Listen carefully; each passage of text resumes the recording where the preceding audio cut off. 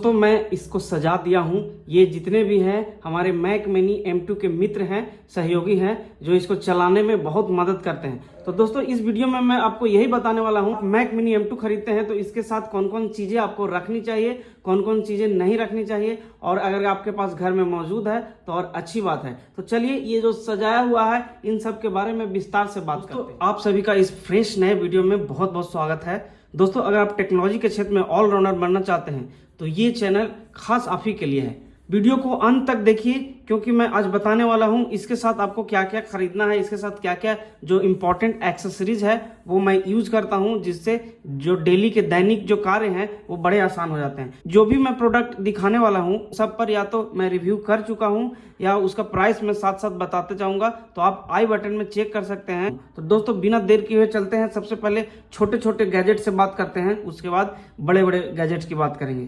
तो दोस्तों सबसे पहले आपको रखना पड़ेगा ये Type-C to USB 3.0 है मेरे पास, ये देख रहे हैं। तो ये लगभग आपको 50 रुपया में ऑफलाइन मार्केट में कहीं भी मिल जाएगा, और ये मैं 50 रुपया का ही लिया हूँ और ये बहुत इंपॉर्टेंट है। मैं ज्यादातर इसमें इस्तेमाल करता हूँ मेरे वायरलेस कीबोर्ड का ये जो कनेक्टर है, इसको मैं इसमें एडजस्ट करके जो इसके Type-C वाले पोर्ट है इसमें इसको मैं इस तरह से प्लग इन कर देता हूँ। मेरा ये जो 2 USB पोर्ट्स है ये बच जाए, इसमें मैं कुछ और उपयोग कर लूँ, क्योंकि इसमें जो M2 मैक मिनी वाले में थोड़ा सा पोर्ट्स की कमी है। अगर आप बेस वेरिएंट लेते हैं तो, अगर प्रो वेरिएंट लीजिएगा तो आपको बहुत सारे पोर्ट्स मिल जाएंगे, लेकिन ये पोर्ट्स इसमें थोड़ा कम है, तो इसलिए मैं इसको ये इस्तेमाल करता हूँ। ये Type-C के साथ इसको कुछ भी कनेक्ट कर सकते हैं, ये बहुत ही अच्छा काम करता है। दोस्तों अब चलते हैं नेक्स्ट गैजेट की तरफ। तो USB कनेक्टर है, यहाँ से मैं इसको कनेक्ट करता हूँ, लेकिन इसमें चूंकि SD और माइक्रो SD कार्ड का स्लॉट नहीं दिया है तो इसमें दोनों देखने को मिल जाएगा, इसलिए मैं इसको परचेज किया हूँ। यहाँ माइक्रो SD लगा करके यूज कर सकते हैं,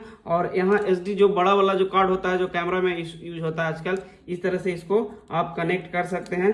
तो ये भी एक बड़ी यूजफुल चीज़ है। नहीं तो आप एक बड़ा सा USB आपको हब लेना पड़ जाएगा। ये मैं 100 रुपया में लिया हूँ और ये बहुत दिन से मैं इस्तेमाल कर रहा हूँ, लगभग 6-7 महीने से।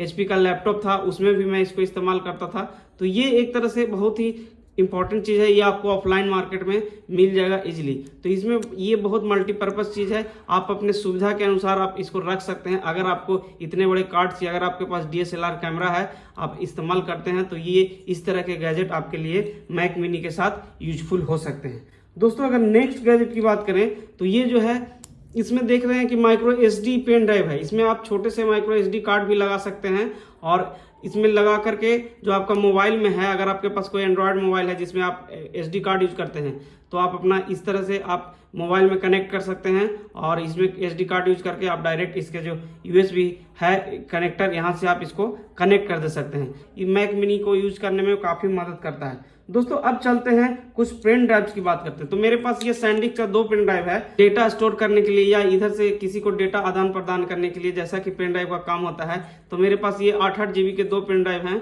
तो मैं इसको इस्तेमाल करता हूँ। ये लगभग आपको 200 से 250 रुपये तक आपको मिल जाएगा इजीली। और इसके साथ दोस्तों मेरे पास एक और पेन ड्राइव है जो कि बहुत ही इंपॉर्टेंट है दोस्तों, और ये एक जो पेन ड्राइव है ये भी बहुत इंपॉर्टेंट है। देख सकते हैं कि इस तरह से आप यहाँ से आप अपने मैक मिनी में कनेक्ट कर सकते हैं। ये मेरे पास 32 GB का है, और ये इस तरह से आप इसको आप अपने एंड्रॉयड मोबाइल में आप यूज कर सकते हैं। लगभग आपको 550 रुपया में जैसा ऑफर रहेगा वो आपको मिल जाएगा। इन सब का मैं लिंक जरूर दे दूंगा, आपको अगर खरीदना होगा तो आप डिस्क्रिप्शन में चेकआउट कर सकते हैं। ये है मेरे पास SanDisk का ये मेटल का बना हुआ पेन ड्राइव, जो कि दोस्तों ये जो है Type-C के साथ आता है। तो एक तरफ Type-C के लिए है, आप देख सकते हैं कि ये USB के लिए है। ये 128 GB का है, जो कि मुझे 1200 रुपये का पड़ा है। इसका भी मैं लिंक दे दूंगा, और ये बहुत ही काम का है। ये मेटल का है, बहुत मजबूत है, लेकिन इसके साथ थोड़ा सा इशू है। इसके साथ इशू ये है कि ये थोड़ा सा हीट हो जाता है। लंबे समय तक इसको इस्तेमाल कीजिएगा तो ये हीट होने लगेगा। तो इसका उपाय यही है कि आप या तो इसके सामने फैन लगा दीजिए, नहीं तो आप इसको बंद कर दीजिए और थोड़ा देर के बाद इस्तेमाल कीजिए। इसका दोनों वेरिएंट मैं यूज किया हूँ, ये एक प्लास्टिक में भी आता है और ये मेटल में भी आता है, दोनों में सेम प्रॉब्लम है। और ये 2-3 बार मैं एक्सचेंज करके देख लिया हूँ। अगर आप इससे बचना चाहते हैं तो बचिए, लेकिन अगर आपके पास यूजफुल है, ये अगर ज़रूरत है तो आप इसको ले सकते हैं। ये ज़्यादा लंबा बहुत ज़्यादा स्टोर करने में काम आएगा। क्योंकि ये 1200 रुपया में है, तो आपका जो इसमें 256 GB है, तो 128 GB और ऐड करके जो आपके जो डेटा है वो आपको स्टोर करने में मदद कर सकता है। ये है HP का माउस जो कि मैं इसको 450 रुपये में ख़रीदा हूँ। ये जितना इसका कीमत है उस हिसाब से ये बहुत ही शानदार है।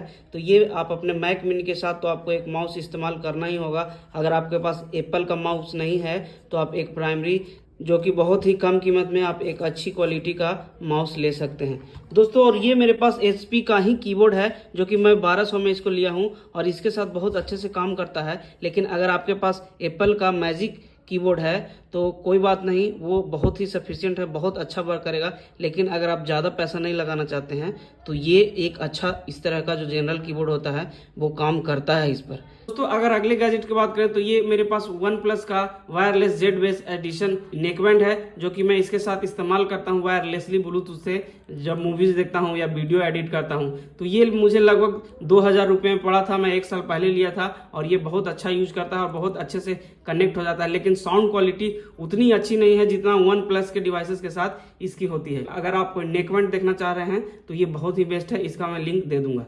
दोस्तों अब बात कर लेते हैं तो बड़े स्टोरेज की। तो दोस्तों चूंकि ये 256 GB का ही है तो आपके पास जो डेटा है वो ज़्यादा आप रखते हैं। तो ये सैमसंग का T5 SSD है, पोर्टेबल है, जो कि 500 GB का है मेरे पास और ये बहुत ही शानदार है। इसके बारे में मैं वीडियो बना चुका हूँ।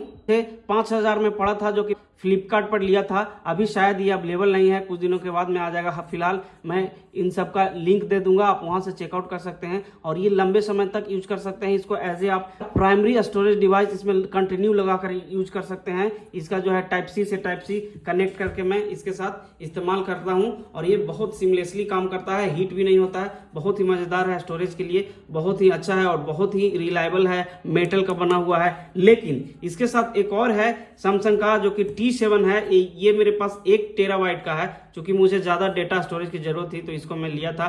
इसका मैं पार्टिकुलर 2 वीडियो बनाया हूँ। तो ये मुझे बहुत डिसअपॉइंट किया है। इसके बारे में मैं क्या ही बोलूँ, इसके बारे में जो वीडियो है आप जाकर के देख सकते हैं। मैं ये रिकमेंड आपको नहीं करूँगा T7 SSD कार्ड, और ये क्यों नहीं करूँगा, इस पर जो वीडियो है आई बटन में आप जाकर के चेकआउट कीजिए। और अगर आप इससे बच सके तो बचिए, चूँकि मैं इसको ले लिया हूँ तो इसको यूज करता हूँ। 8500 में लिया था, चूँकि 1 TB का है और T7 है, T5 है, उससे कई ज़्यादा गुना तेज इसका स्पीड है। तो दोस्तों ये थे कुछ गैजेट्स जो मैं इस्तेमाल करता हूँ मैक मिनी के साथ। तो आपको ये वीडियो कैसी लगी? अगर आपको कुछ मदद हुई हो तो इस चैनल को जरूर से सब्सक्राइब कर लीजिए और एक लाइक जरूर इस वीडियो को कर दीजिए। दोस्तों अब मिलते हैं नेक्स्ट वीडियो में।